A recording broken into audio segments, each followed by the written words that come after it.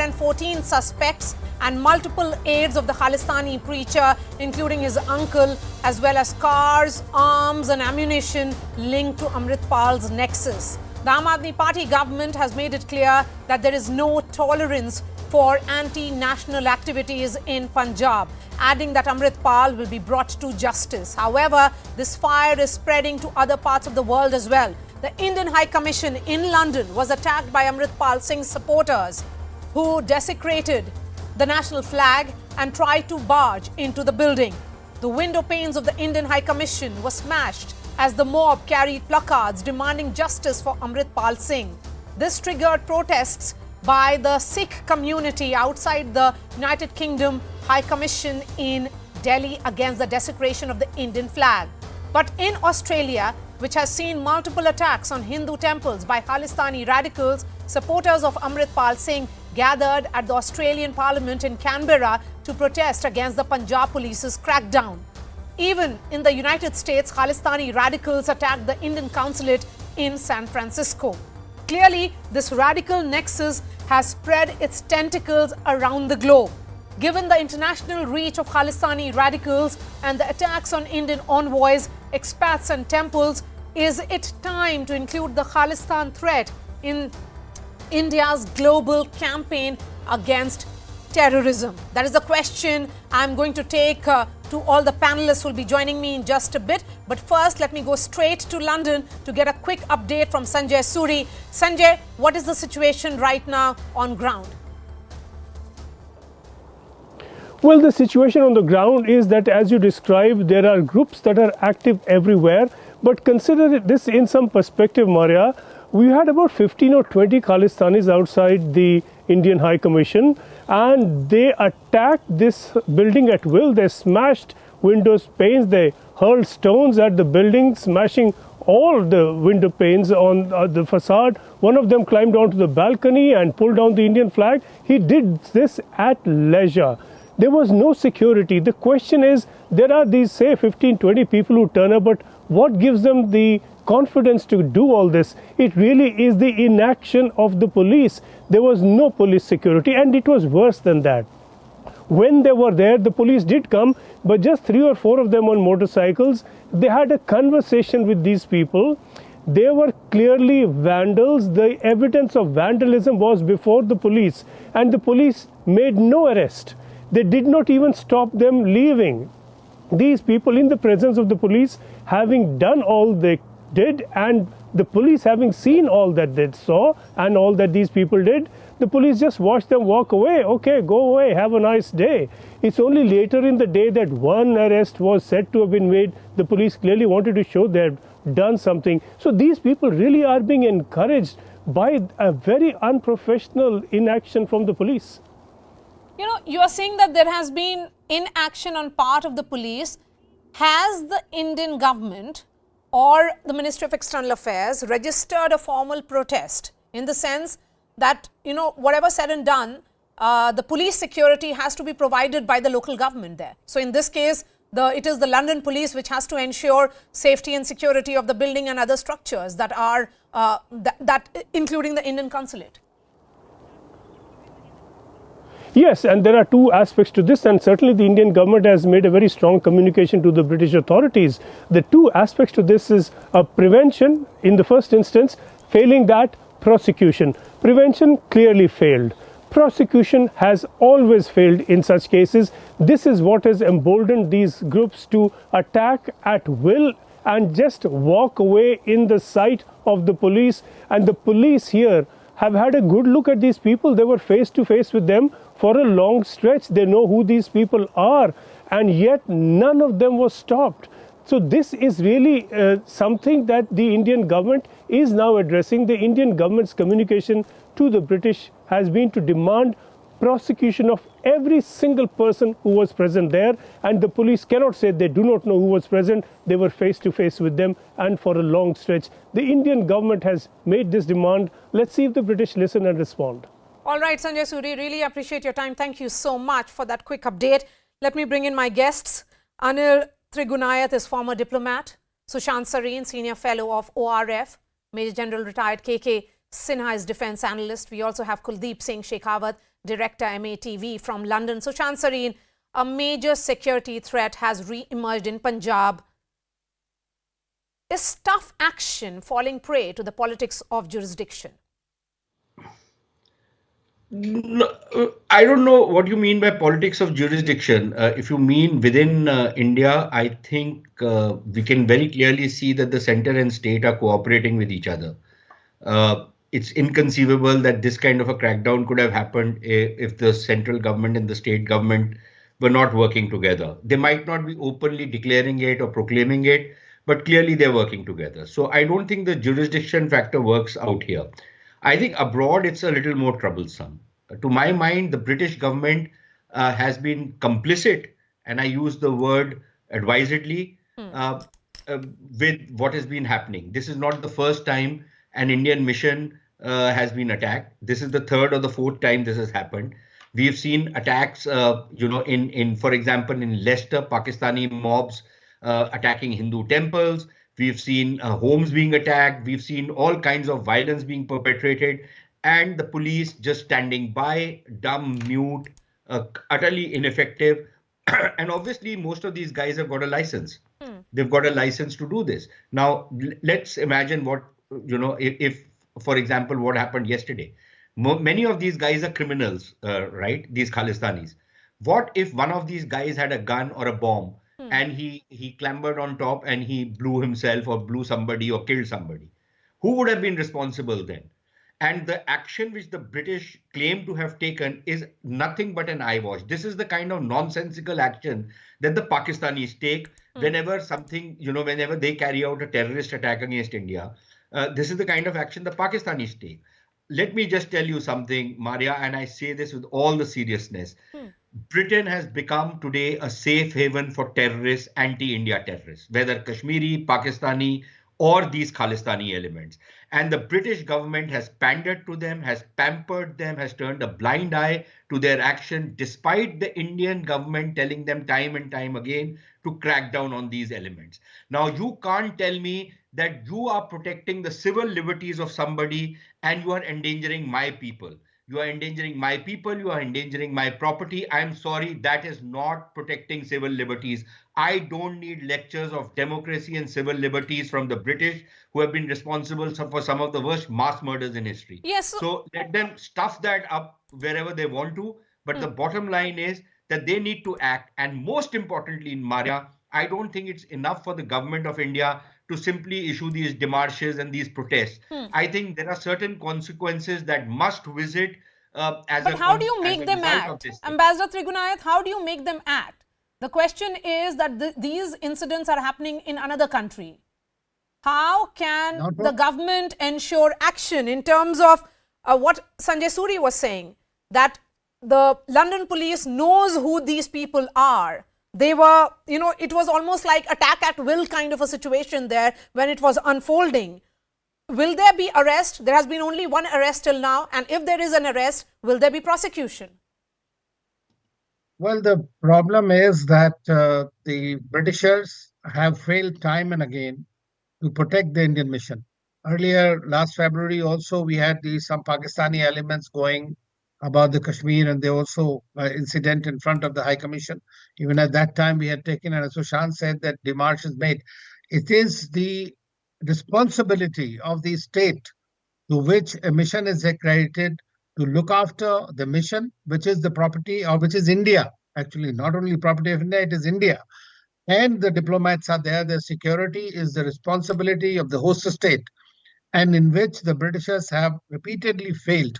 So I quite agree with Sushant that, and I should not be saying that, but I think that it smacks of complicity on their part. But Ambassador they have Trigunath, always believed in the attacks have happened in Canada, United States, and of course in Britain as well. What explains the soft approach towards Khalistanis in the West? Well, I think that this is a kind of a tool for them, which they can use to flag against India. As simple as that. I mean, that's something that they've been doing. Very often they don't like India's stance on many issues, important issues. They are probably a bit miffed at the way India is trying to project itself in G20 emerging. We have recently gone ahead the British in terms of the economic heft. So I think that those could be some of the reasons. But the fact that in front of any diplomatic mission, Yes. if there is a protest, there is a procession going, permission is granted.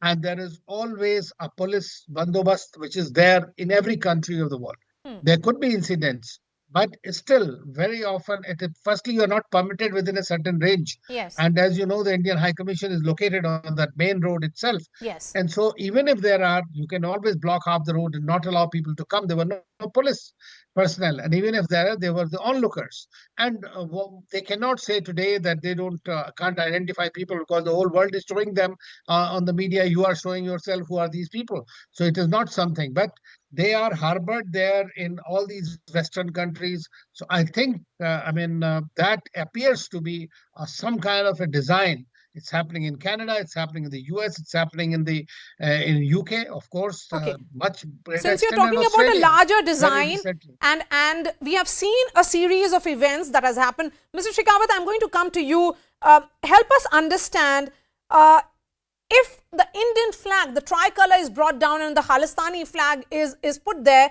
that is certainly insulting the entire India. And what is the protest that is being registered here? I mean, who are these people who can just come and do such a thing and there'll be no action? Because the point being made by both Sushant Sareen and Ambassador Trigunayat here is that the British police and the government seems to be complicit here. So true. Both have given an excellent account of the situation here. British police was informed a day before by the High Commission team that there could be trouble here tomorrow, so be prepared. There was no reaction. No police in the morning. There was nobody looking at them. So you can understand how the British establishment works. Now, when the situation has come to a boil, the mayor is saying, I have nothing to do with this. I'm sorry about it. This incident is not good to have happened. But yeah, police to the diplomatic missions is the responsibility of the Home Office. Now, Home Minister, or you can say Home Secretary of UK, she's away in Rwanda. She's supposed to come back. But does it take away one fact that the High Commission of India was vandalized? This is an attack on the sovereignty of a nation which That's is right. a sovereign country of 1.32 billion people. And this is an attack, unwarranted attack, which is not required to behave like this on a high commission. Why and how people, some miscreants, out of them, some of them were students, were able to climb onto the wall of the High Commission, pull down Indian flag. I'm sorry to say this is not acceptable to the Indian community and Indian diaspora here as well. So now the diaspora is taking things in their own hands. They are going to speak to the Home Secretary. They are going to speak to a lot of people. Things are being mobilized in this country, and people of Indian origin are really, really outraged at what has really happened in UK. Okay. General Sinha, is it fair to say that Khalistan radicals thrive in the West because they command money and sympathy from the ruling establishments there? They see this some kind of fight for justice, kind of an activism. Maria, good evening and Jai Hind. What we have brought out, exactly, it is, exactly, Maria, it is because of that strength, these people are thriving about there. We have to understand the complete Khalistan movement when it started, whether it is Khalistan 3.0, it is Khalistan 2.0, which is, point we have to analyze. When the Khalistan movement started in India, we all know Bhindranwala, was, and after that, what happened? Seek for justice and see the timing. If you see the timing and see the timing now, it started Seek for justice, when, came up. It is something like Waris Punjab, it is more or less same. Names are different.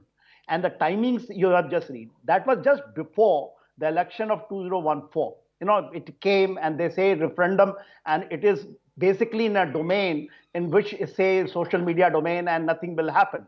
But the traction it got not only in Canada, not only in the United States of America, San Francisco, it went to Germany, Australia, UK.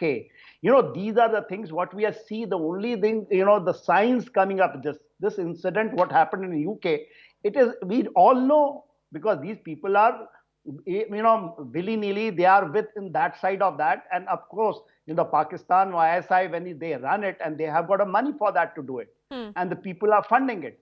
Now, what is more important? Just see, it started not now. When the Kisan rally started all over India, and we have given the chance. We have given the chance to all this thing to come up. Referendum 2020 was totally defeated. Totally defeated. Now, Deep Sandhu has come up. Amirtpal come and go. In between Tofan names and all this. I'm not talking about Pannu and all those things. Those are, it's gone. But you'll find that the people have found their places in the parliament. They have found the places in Canada. There are many people who are the sympathizers of this. They are on the, seat of power. In UK, they are. Today, what we have seen in what happened in London, maybe 20 odd guys doing it. It may be a symbolic, but the traction it has getting it. What is happening when the Prime Minister has to speak to the Prime Minister of Australia, when the things are happening on those temples, all of a sudden you will find a writing. And it started, the second phase in my judgment, when we carry out and we are as a student of this thing, what is happening in there, it started when the Kartarpur, was there, and Sidhu was, Sidhu, who was there, and that time Jan Bajwa and all those things, Gopal Singh Chawla and all those things come. It is the continuity of that. We have to understand. Elections are coming in 24, and now it is getting traction. Why we have delayed? Just tell me. Ajnala didn't happen yesterday. Ajnala, incident happened on 23rd of February 2023. You asked a very deep question. It is a politics of jurisdictions.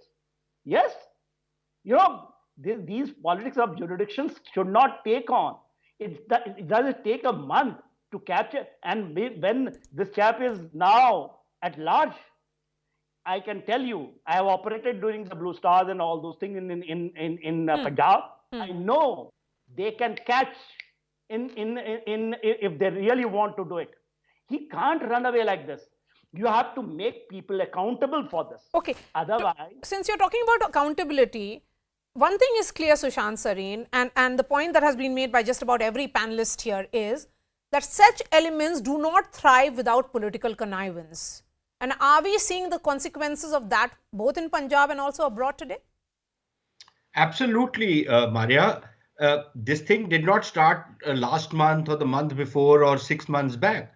This thing can be traced back to around 2003, 2004, when for the first time the SGPC, for example, allowed posters of Bhindranwale to be put up in Gurdwaras around Punjab. The SGPC has played an extremely dubious role. And with the SGPC, the Akali Dal, the Badals, and of course the BJP, which kept quiet when they were doing this entire thing, when they were raising issues of emotion, emotional issues like these terrorists who have been imprisoned, who have been sentenced, raising their issues by the Akalis and others. The BJP kept quiet. They just played along. They strung, they just went along with these guys. I don't think they should have done that. And, this thing has kind of snowballed from there on. And every other government connived with it. Every other government kind of sidestepped it, played it down, brushed it aside, brushed it under the carpet. And today you are paying the consequences of those actions are visiting us. As far as the Brits are concerned, what Sanjay Suri was saying, that the police claim that, they will not be able to secure convictions. Please remember, this is the same police, when they went after the rioters in the London riots, they were able to secure convictions of virtually each and every person. That's right. And are you trying to tell me that now they cannot secure the conviction of these 15 or 20 gundas, Khalistani gundas out there? Is that what the British police are trying to tell us? This is very clear connivance because, you have the mayor of London, for example, who's a Pakistani, right? You have the London police, which has, and the British establishment, which has had a very dubious role to play. Not just now, even in the 80s, they played an extremely dubious role. We have had a diplomat of ours murdered in Britain, and the British, in a sense, kind of looked the other way even at that point of time.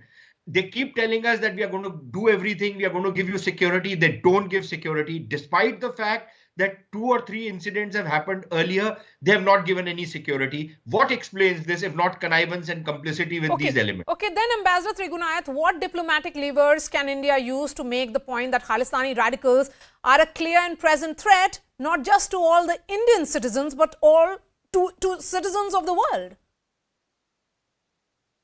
Well, I think that this has been communicated effectively, but the governments in the Western countries have not taken any cognizance. You know, it was much worse in Canada at the time and USA. We know that they are being supported financially and otherwise by these countries. So that's why there's a complicity. I think the action, apart from the formal this thing that has been done to the acting high commissioner today, can perhaps, I mean, if I were to advise the government, I would say that we can perhaps recall our ambassador at the moment. I mean, this is essentially a matter of security for both national security and the diplomatic security. So in that sense, that is something till they show that such things will not happen and they will take credible action against these kind of elements, separatist elements in their countries.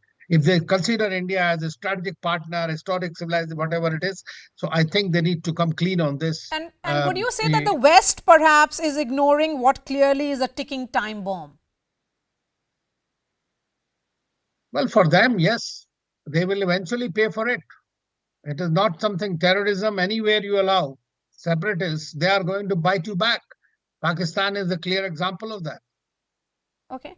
Kuldeep Singh Shekhawat, no matter the security threat these radicals pose, do they take advantage of the legal cover in the West, which allows them to perhaps, you know, come out with this kind of hatred without immunity?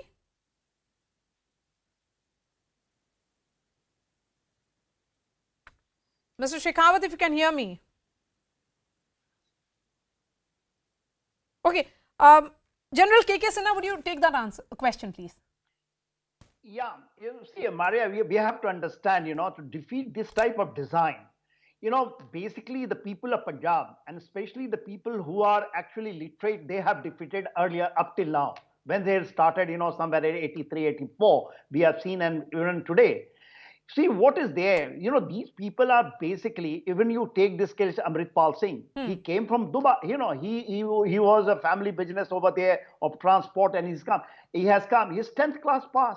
You know, this type of people are doing it and they get a traction in Punjab because these are the gangster. Still is a gangster war. It is which is going on, which has got a drug link, which has got. Until unless you come with a heavy hand, with a zero tolerance, it is not only by saying, and mind you, just can be defeated this way.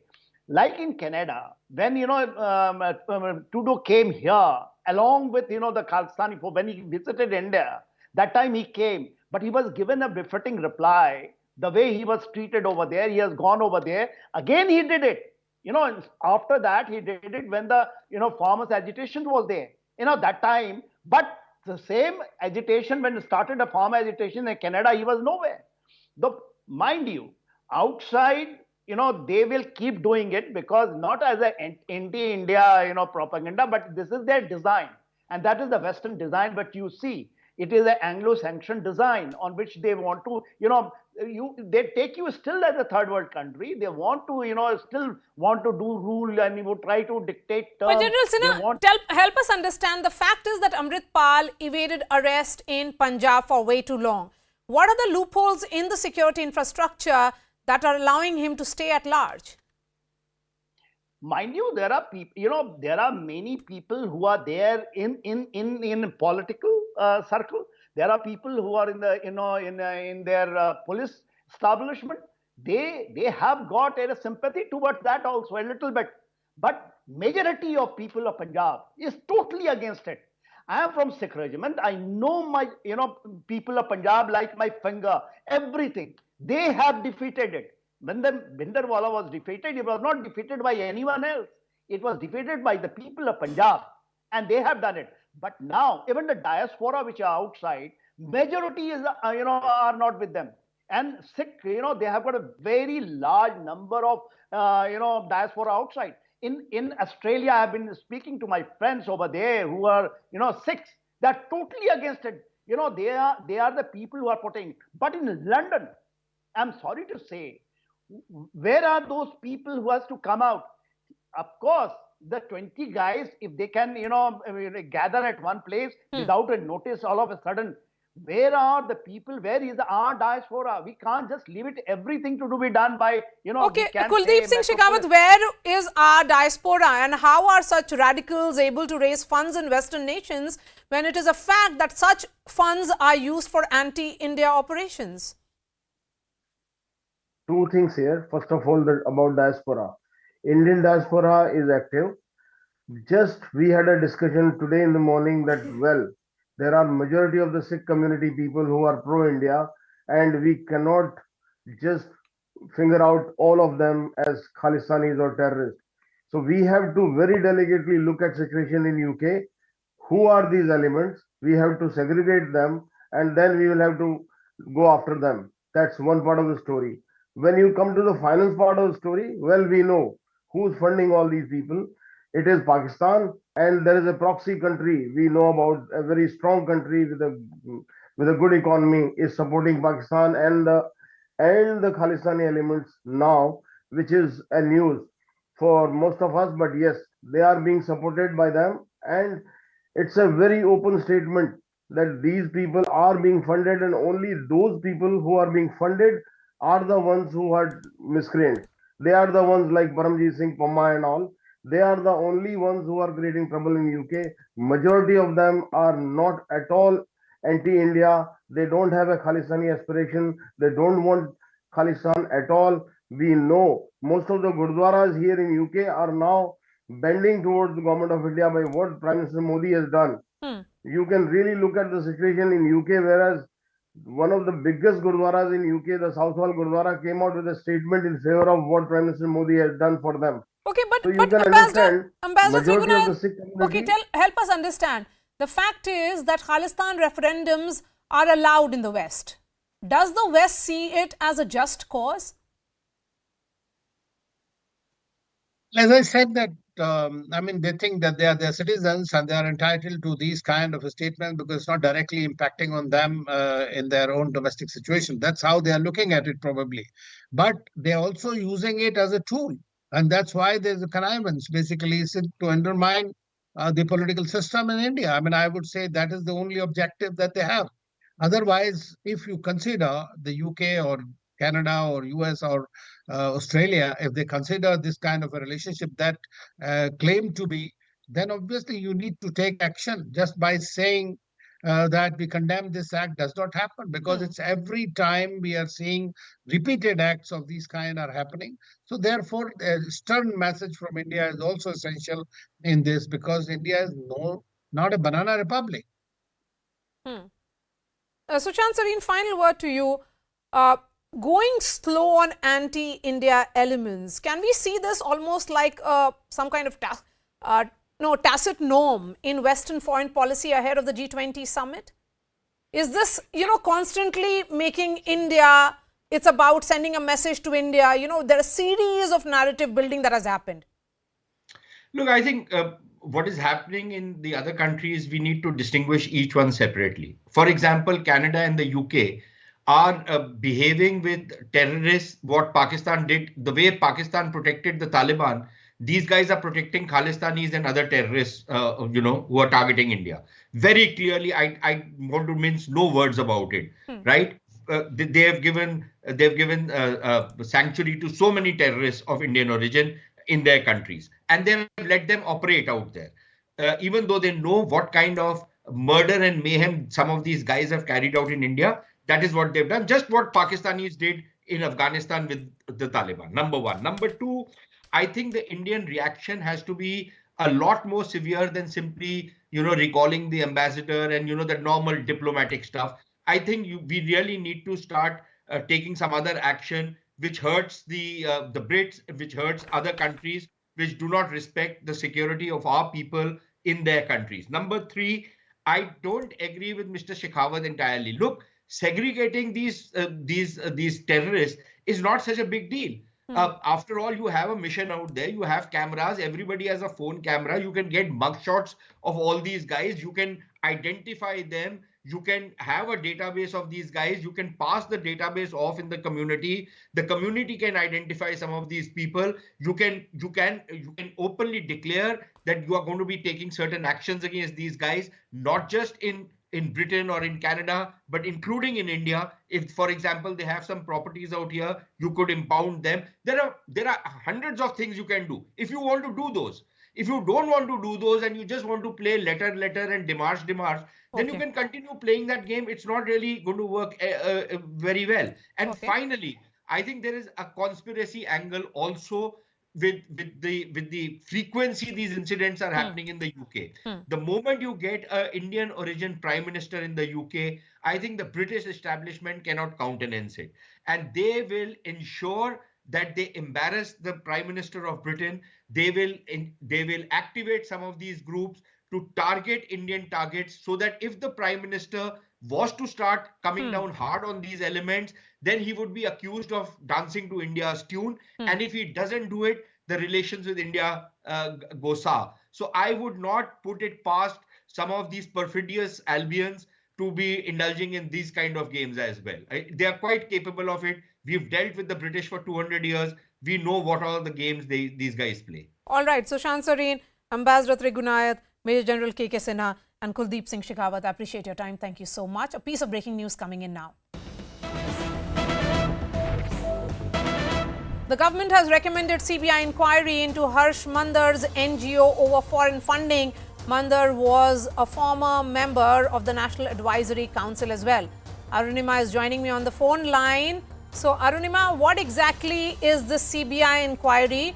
Harsh Mander's NGO, remember, has been on the government radar.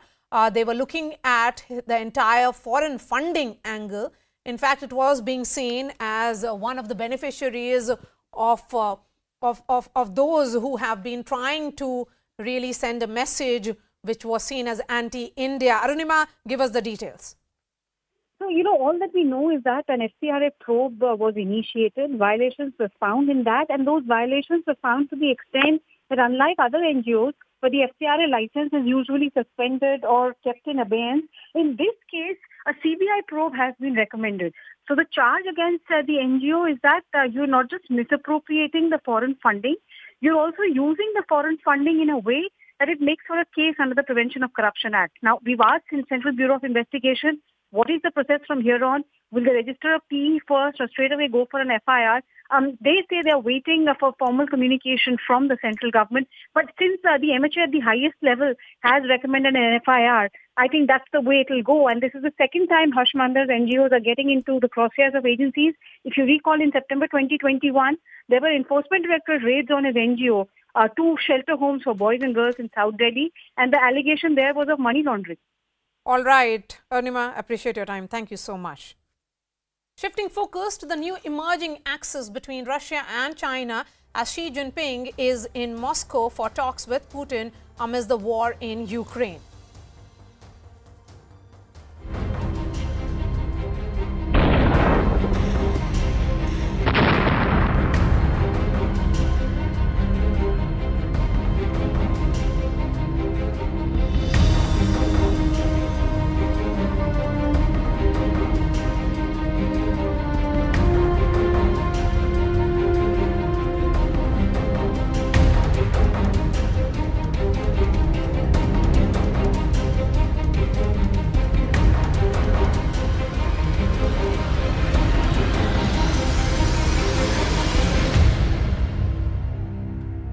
After securing another term as Chinese President, Xi Jinping has sent a message to the West, arriving in Russia for a 2-day visit. Ahead of his talks with Russian President Putin, Xi Jinping said he is confident his visit will produce fruitful results and deliver a fresh impetus to the strategic partnership between Russia and China. The meeting is significant as it is the first time the Russian capital has been visited by any major head of state since the Russia-Ukraine conflict. China recently proposed a peace plan to achieve a ceasefire in Ukraine and an end to the war. But experts suggest that this meeting comes ahead of Putin's fresh offensive in Ukraine to secure his military holdings as NATO continues to arm the Ukrainian forces. Putin has repeatedly called NATO's expansion in Eastern Europe as a threat to Russian national security and aims to secure the gains his military has made in the war zone as the United States pumps in more weapons. Ties between the United States and China are also at an all-time low, which has created space for an eastern axis of China and Russia to exercise their influence in the region. What will this do to an increasingly polarized world order since the war in Ukraine? Are we seeing an emerging anti-NATO axis? Will this only extend the path to peace? And how does this affect India's global and regional role? And these are the first set of visuals coming in from Moscow of a meeting that is taking place between Xi Jinping and Vladimir Putin. Abhishek, the entire world will be watching this, and particularly the United States. Of course, and this is happening at a time when we have seen, on the sidelines, there has been a donor conference of European Union, which has committed almost $2 billion worth of funding for the ammunition supply to the Ukrainians. So one side, Chinese and Russians, they are trying to negotiate and understand a more practical way of finding a peace resolution of this conflict that has been going on for more than a year now. And on the other side, European unions are trying to create a fund to supply more weaponry. So at this point of time, it looks very much, obvious that Russians are more interested in having a resolution and a peace with the help of Beijing. Because we have seen in the last few days, Beijing has increased its global stature as a peace broker, because it has just done this in the West Asia, where it has been able to make up or broker a peace deal between Saudis and Iran. And after that, Wang Yi, who has been behind that Iran-Saudi deal, who is also now proposed a 12-point peace plan for Russia-Ukraine conflict. We'll have to see from here onwards how Ukrainian side sees this deal, because the war that is happening there is not just a war between Russia and Ukraine, but it has a lot of stakes and interests of the Western world, of the USA and NATO alliance as well. But, the question is, with NATO going all out and arming the Ukraine, it was only a matter of time that Putin would have got this support. Is this Xi Jinping's first travel as the new premier in his new term? So yes, this is first destination that he has chosen, and interestingly, he has chosen to visit Russia, which happens to be China's close ally and partner. And in this time of a strategic upheaval that we are seeing, whether it is Taiwan Strait, which is of interest to China, where China is having a confrontation with USA and Western side, or it is in Ukraine, where Russia is finding itself in loggerheads with USA and with European countries. So clearly, at least there are two fronts very much open, where NATO, European Union, USA, they are very much joined. And at one front, we see Russia against it, and at one front, China against it. So while Russia and China are having a conversation regarding Ukrainian peace deal and everything that is happening in Ukraine, clearly the strength and the partnership and the deepening ties between the two sides will also have implication for other issues or other geopolitical situations that are unfolding in other parts of the world, including that Taiwan Strait. All right. Thank you so much, Abhishek. Alyona Shikrum is Ukrainian MP joining me from Kiev. We also have Xenia, senior Russian journalist from Moscow. We also have Jean Pera Cabiston, professor in political science from Hong Kong, and Veena Sikri, former diplomat. I'm going to begin with you, Alyona. Do you feel Putin is desperate for allies? And how do you view this move from China? Well, hello from the center of Kiev, from Ukrainian capital. We've just had a siren here, which meant that Russia was trying to do a missile over Kiev, but the siren just ended. That's why I'm able to talk to you right now. I feel that so much. After the recent decision of the International Criminal Court, Putin is being isolated more than ever, because more than 120 countries who are part to the Rome Statute will have to get Putin, according to the warrant, away if he comes to any other country. Specifically, if he comes, for example, to South Africa, which he wanted to do. South Africa is a part to the Rome Statute, and they would have to comply with the last warrant that was given for Putin and for his also ombudsman for children's rights. And I feel that, yes, Putin is desperately trying to show that he is not isolated, but he is becoming more and more and more isolated as it is. If we look even at China's so-called peace plan for Ukraine, you know, I am not a fan of China's peace plan. I think there are a lot of things wrong with it for us and for the free world. But if we look at the China peace plan, the first point of the China peace plan for Ukraine is actually respect sovereignty and international territorial integrity recognized by all of the countries. So respect Ukrainian borders, which mean even for Putin that he has to respect internationally recognized Ukrainian borders. And Russia actually recognized Ukrainian borders in 1991 when Ukraine became independent. So even if we look at the China's peace plan, it means that Putin has to withdraw his troops and respect territorial integrity. I think that shows a lot. Okay. Tell me, Ksenia, what is the situation in Russia with the Ukrainian forces getting armed? Is Putin actually facing some kind of pushback from within the Kremlin? Is it a question to me?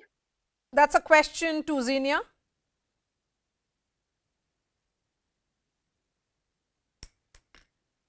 Ksenia, can you hear me? The audio is not great. Okay, I think there is a delay. Yeah, that's fine now. Am I audible? Yes, you're fine. Your audio is fine now.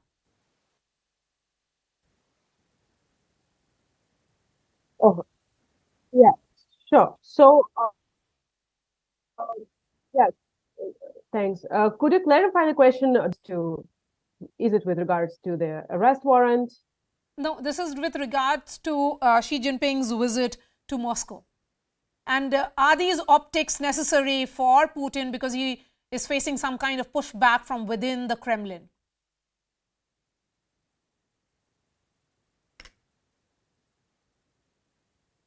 See, I think the way it is seen from within Russia is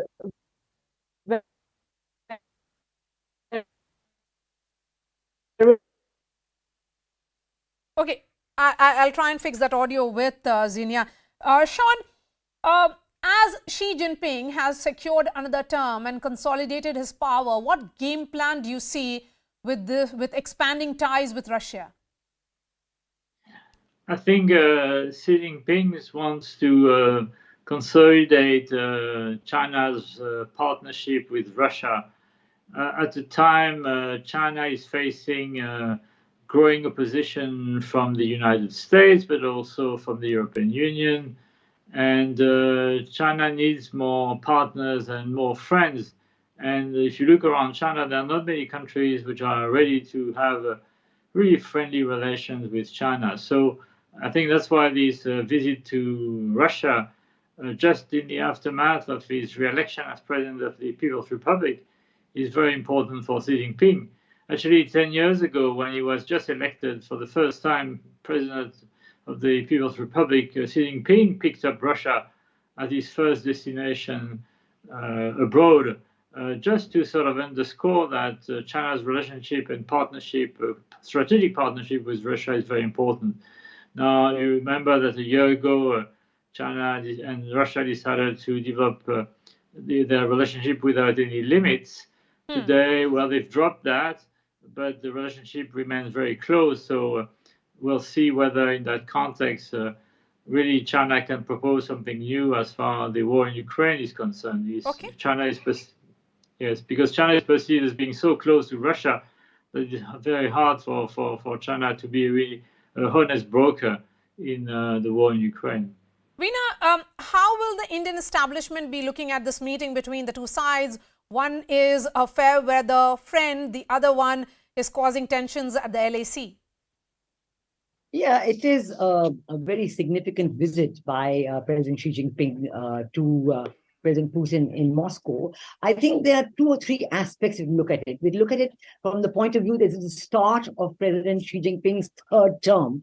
So he wants to establish himself on the world stage as a peacemaker. We've already seen that he has just concluded the agreement between Iran and Saudi Arabia and China. And so that's, being held as a coming together of Iran and Saudi Arabia after long decades of differences. So that has boosted his shall we say, his interest in being seen as a peacemaker in the world. And so he also subsequently, we've seen the 12-point peace program on Ukraine that President Xi Jinping had published. It is a very generalized set of principles. It's not anything very specific, but certainly there is a lot of interest in President Xi Jinping's visit to Moscow, and UK and Ukraine have made a special appeal to him. But I don't see how in this visit you can have any give on the question of peace between Ukraine and Russia in this very, very messy conflict that has now entered its 390th day. Yes.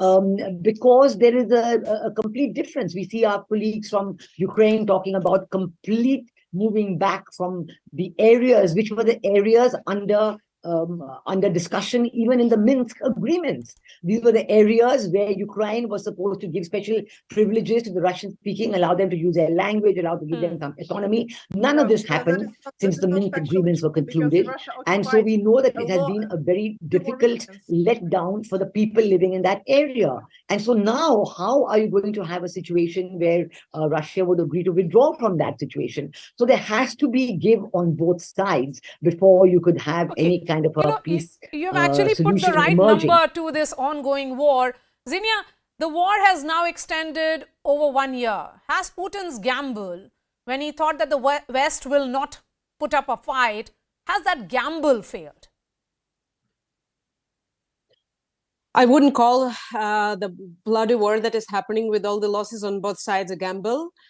First of all. Secondly, of course, Vladimir Putin wouldn't think that the West would not support Ukraine. Yes, probably. The initial plans of, how fast the Russian army can do whatever they plan to do were disrupted. And, of course, probably Russia underestimated the level to which the allies of Ukraine would go, possibly. But I think it's unproductive, and I would agree with the previous speaker. It's not possible to start or think of starting the peace talks. You have to see the realities right now, 1 year after the war. Alona, what can Russia tangibly gain? Okay, let me take that question, in fact, to Sean. Sean, what can Russia tangibly gain from better Chinese cooperation as tensions escalate with the United States? Well, I think Russia needs also friends and partners, countries which are ready to wait to the discussion about Ukraine's future, and who later, when negotiations start, will be in a position to help Russia to get a better deal. And I think what China wants is to have a seat at the negotiation table when negotiations start, not for a peace treaty, far from it, but at least for a ceasefire. We're far from it for the time being, because clearly both sides, Ukraine and Russia, still want to gain or benefit or advantage on the battlefield. They're still expecting to move the front line to their advantage. Now, whether it's going to be possible is another story, but clearly it's maybe too early for negotiations to start. But in the present context, you've indicated that Putin now has been accused by the International Criminal Court. He cannot travel to many countries anymore. So for him, a visit like this visit, which is taking place now by Xi Jinping, is very important to keep its Russia international status, to keep his own status as president of Russia credible as possible. So that's important for him. And as an economic partner, also China is very important because China has decided to increase by a large margin its oil and natural gas imports from Russia, and China provide a lot of assistance also to Russia in technological Just enough time products. for Alona. Alona, with the full support from the United States and NATO allies, is Ukraine ready for a fresh offensive from Russia? Is there a sense on ground that this visit of Xi will actually escalate the situation rather than him being, playing the peacemaker? Well, first of all, I have to make this facts straight, because we can have different opinions, but we have to agree on some of the facts, right? We cannot have different facts. The fact is that it has nothing to do with the Minsk agreement, because what Russia did during this last year, they actually occupied 2 more regions, which were never in the Minsk agreement or never in the negotiation from 2014. They almost occupied the center of Kiev, where I am now. You know that the Kiev was almost surrounded. Fortunately, we threw them away. And then they annexed the territories. Putin made a decision to annex the territories of 4 different regions to Russia. And the parliamentarians of Russia voted on this annexation. So obviously, it breaks all the UN charters, it breaks all the international law. And even for China, this is very understandable, because China has Taiwan, China has other regions, and obviously China cares about territorial integrity and borders of states. Okay. And even in the China plan, the first point is respect of territorial sovereignty of Ukraine. Okay. Secondly, believe me, Ukrainians want peace more than anybody. I mean, we are having sirens and Russian missiles on civilians every day. We have had more than 400 we kids certainly killed hope by Russian bombs. that because peace Russia finally bombed the visits in kindergarten. this ongoing conflict. Alona, Xenia, Sean, and Veena Sikri, really appreciate your time. Thank you so much. That's all from me. I'll be seeing you tomorrow. Thanks so much for watching.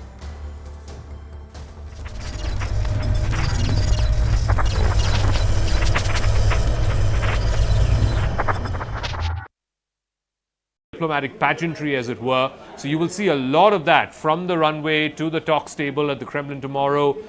You're going to see a lot of, pomp and pageantry associated with this visit. For Vladimir Putin, he needs Xi Jinping to try and establish some kind of legitimacy. Remember, he had been shunned by major capitals around the world, certainly by the United States, by its European partners. People were not willing to give in to Putin's aggression, thereby giving him any form of legitimacy.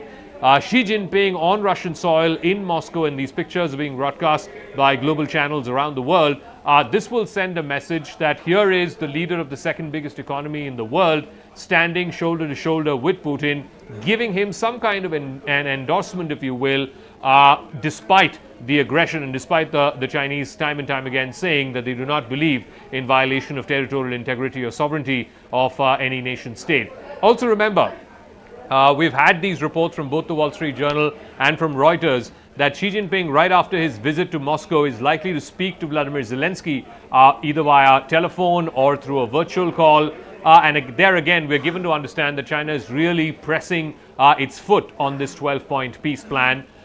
Whether or not something material will come out of that, we don't know, because like I said, if the conflict were to be frozen today, Ukraine will have to give up some territory, and that they're not in any mood to right now. Neither are their benefactors in the US and in European countries. But it depends on how much China is able to convince not just the Ukrainian side, but of course they do say China has a lot of leverage vis-a-vis Russia. But then you never know with Vladimir Putin. He's a man of his own. He has his own mind. He makes calculations basis his own interests. And his calculation going into this war certainly was that this would quickly get wrapped up. The Zelensky regime would be changed. There will be a new regime more pliable to him and to the Kremlin.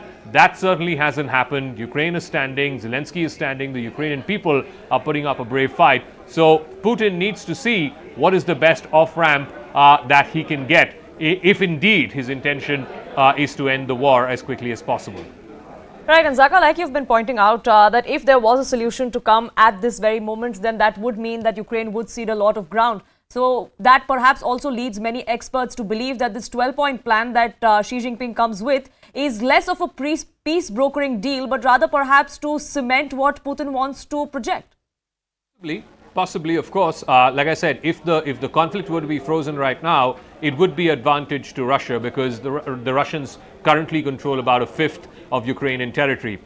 Ukraine, of course, would not be wanting to be seen as conceding any territory. And mind you, much of the heavy-duty arsenal which Ukraine was promised in terms of the tanks, the Abrams tanks promised by the United States, the Leopards by Germany, so on and so forth, they will actually get deployed and be in full service on the battlefield sometime closer to the summer, maybe in April and May. This spring offensive, which we're already seeing from the Russian side, Ukraine is holding on. You can see from what reports that we're getting in Bakhmut, that Ukraine is desperately trying to hold on to some of its positions in the eastern part of the country, but it is going to be a tough ask. It's going to be a tall ask from the Ukrainian army and from the Ukrainian soldiers.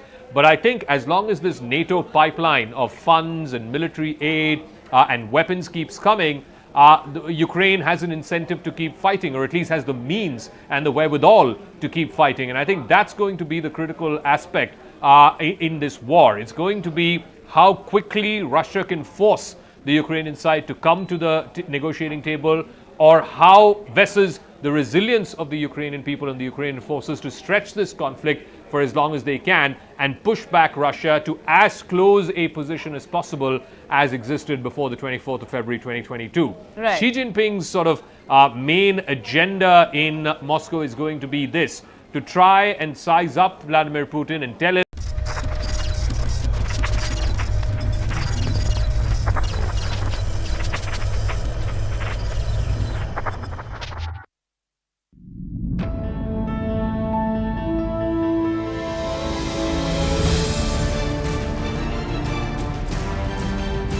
even as the opposition parties like yourself came together with the Congress party, the one thing that stood large is that even the opposition is not united as far as this JPC demand is concerned.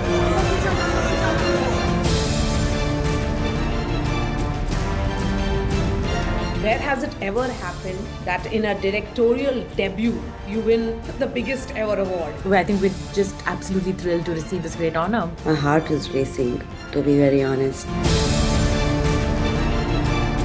What steps is the government going to take to encourage Indian startups to move their deposits into the Indian banking system? Prime Minister's office were carefully monitoring this issue from the very start. Imran Khan is doing a lot of histrionics around these two cases. The attempt to try and whip up sentiment, is that to keep himself politically relevant? Is that because he knows that this current government is unpopular?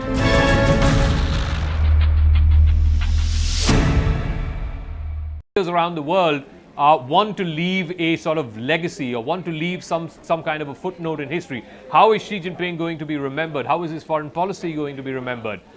He certainly will be known now for the Iran-Saudi Arabia deal, but if he were able to pull this off, convincing both Russia and Ukraine to move towards a ceasefire, to end the hostilities, that would be, for want of a better phrase, a coup. Nothing else, I think, would suffice in qualification for if the Chinese were to be able to pull this off. This is a significant meeting, no doubt about it, because this is the first major visit by the leader of a major country to Russia since this war began. This was on the 24th of February 2022, and the fact that Xi Jinping is going to Moscow is a big deal, because remember, the Chinese are just fresh off that very surprising deal between Iran and Saudi Arabia, which was brokered by Beijing.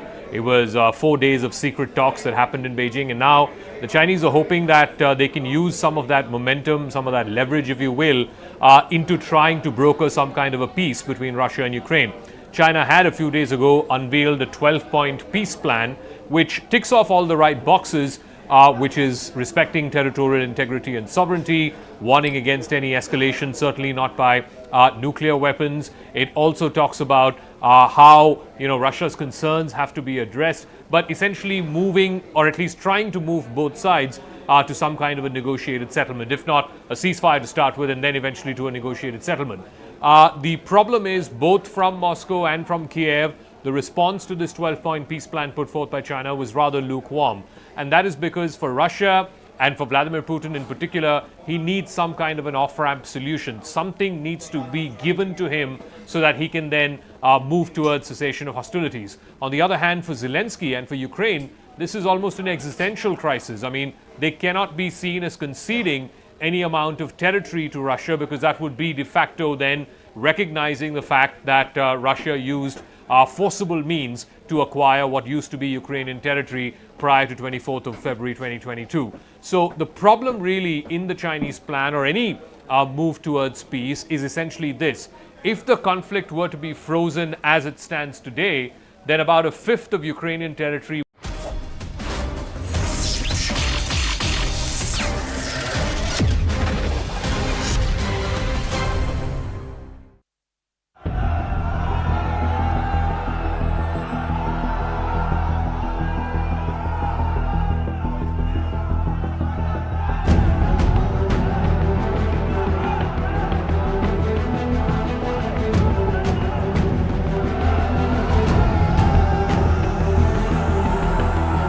some were carrying placards demanding the freeing of Amirtpal Singh.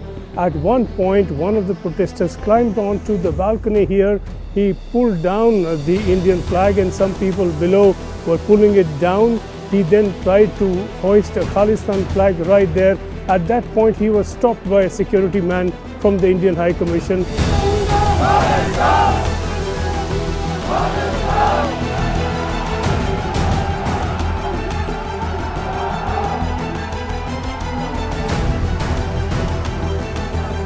इस तिरंगे की आन बान को बचाने के लिए कितने ही सिख सैनिकों ने अपनी शहादतें दी। आज हम ये सब महसूस करते हैं कि ये भावना सिखों की नहीं है। जंग लोग जो कर रहे हैं उसकी सिखों की भावना मत समझा जाए। सिख ना कभी ऐसी सोच रखते हैं, ना कभी रखेंगे।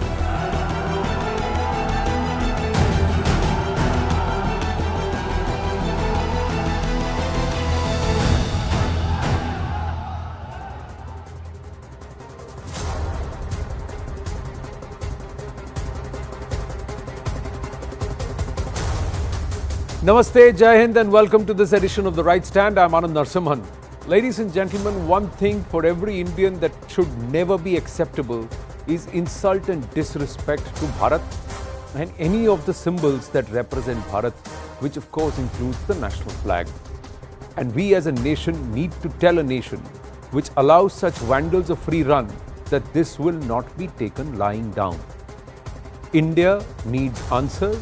India wants answers, and India will ensure that there are answers to how, why, and how come such an act was allowed. Why was this allowed? Why has not there been immediate, strong, stringent action taken? And why is there a certain level of, it's all right, nonchalance about it, this kind of an attitude? It all started on Saturday, ladies and gentlemen, after the Punjab police initiated crackdown on Amirtpal Singh. These Khalistani vandals went on a rampage across the world.